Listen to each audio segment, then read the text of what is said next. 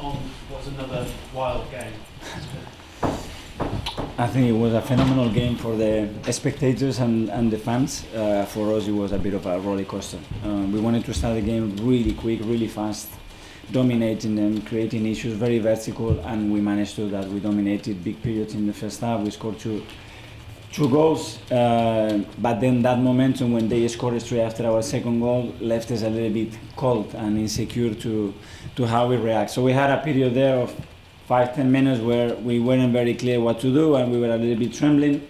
The start of the second half, again, we weren't starting good. We had some problems to occupy certain spaces that they are really good at, and they have so much quality to exploit them. And then when they miss the penalty and we make the change in shape, and then we scored the goal, that's when I think the game got again where we wanted. Can I ask about Granit kissing the Emirates, blowing kisses towards the Emirates crowd, celebrating, and they were showing a lot of love to him. When you took over, after everything that had just happened, could you have imagined anything like what we just saw today?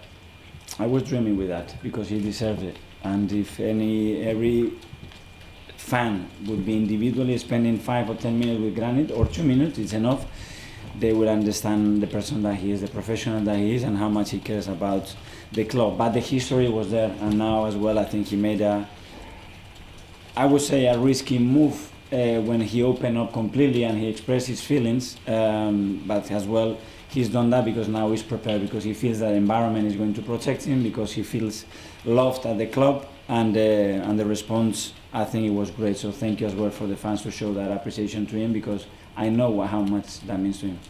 Adrian? Mikel, also on Granit, you've overseen like a big change in the squad, and he's one of the players who survived.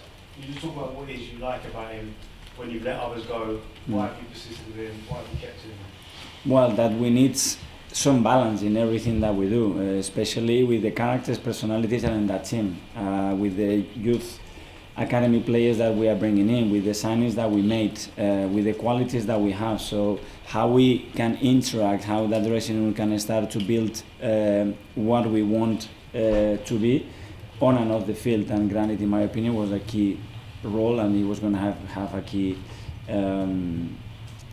leadership role to achieve what we wanted. Mikel, after 3 defeats, it almost felt like the chaos of the last 2 games actually suited you. What do you think is going to be decisive going forward in the top 4? I don't know, because today what decisive is that when you have total control of the match and you are 2-0 up, Ronaldo comes in out of nothing when he's with Gavi and he's managed to score the goal. And then Bruno Fernandes had to miss the goal. And then Granit scored. I think nobody in this room would say we're going to win with Granit scoring from outside the box. This is the beauty of this game. And these things, I don't control them, and I'm not trying to control them. But what I see is the team that is so willing, that it gives absolutely everything, the energy and the cohesion that they have in that stadium with them. It's phenomenal, and that gives us a real chance, and it makes me believe that we can do it. Talking about Granit, after the game you said that we need to be more clever and still we need to be more mentally strong in situations. Is that something you agree with to improve this Arsenal side? Yes, but it's very difficult to do it. Sometimes you are willing and you are aware of it, but the game is taking you there.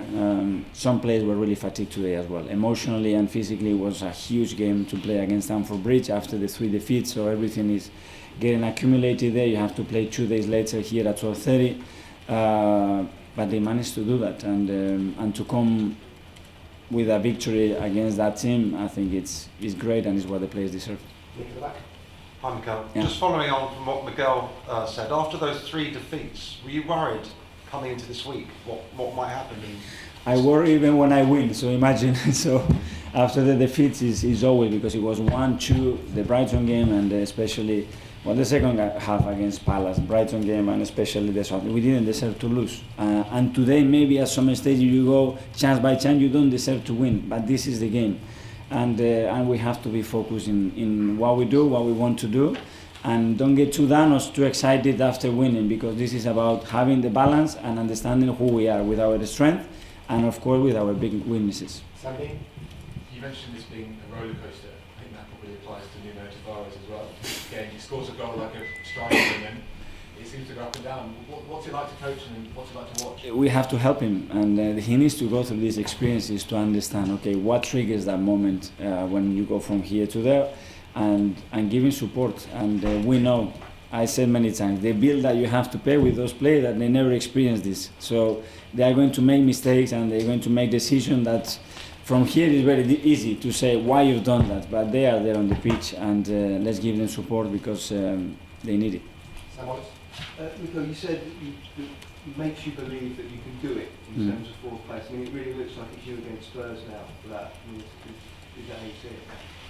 I don't know, this changes so quickly. What my belief is that we're going to give it a real go, that we can win football matches, but that the margins are very small, and we have to be very aware of that. Winning and losing in this league and where we are today is defined by a small margin, so everything has to be added there to take the game where we won at the end of the 95 minutes. There's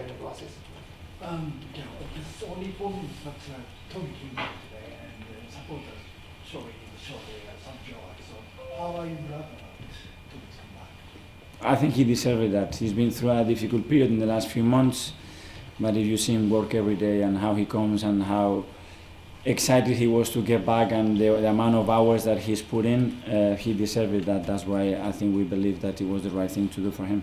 Okay, last couple, Andy.